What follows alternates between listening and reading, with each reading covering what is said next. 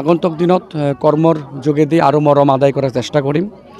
Just beginning only, just খালি উত্তীৰ্ণ হ'লোঁ। 5 ইয়াৰ্ছ আমাৰ হাতত আছে আৰু নিশ্চয় আশা ৰাখিছোঁ যে যিহেতু NDA মই বিধায়ক, BPF গভমেণ্ট আৰু BJP দুটা গভমেণ্টৰেই সহায় ল'ব পাৰিম। বিজনীত কাম কৰিবলগীয়া বহুত আছে, প্ৰায় এপ্ৰক্সিমেট 200 কিলোমিটাৰ ৰাস্তা এতিয়াও কৰিব লগা আছে বিজনী বিধানসভা সমষ্টিত। এতিয়া RIDF হওক, ৱৰ্ল্ড বেংকেই হওক বা আসাম PWD SOPD হওক বা PMGC হওক বা NLCPR হওক বা অসম মালাই হওক, প্ৰত্যেকটা হেৰিৰ মানে কি বুলি কয় প্ৰত্যেকটা হেডৰ পৰা যিমান পাৰোঁ চেষ্টা কৰিম।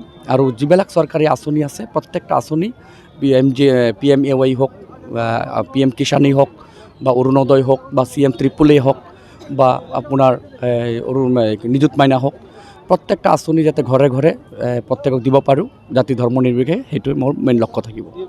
নতুন নতুন জিকিলোঁ, চবেই মোৰ আনন্দ, সেইকাৰণে গান গালোঁ।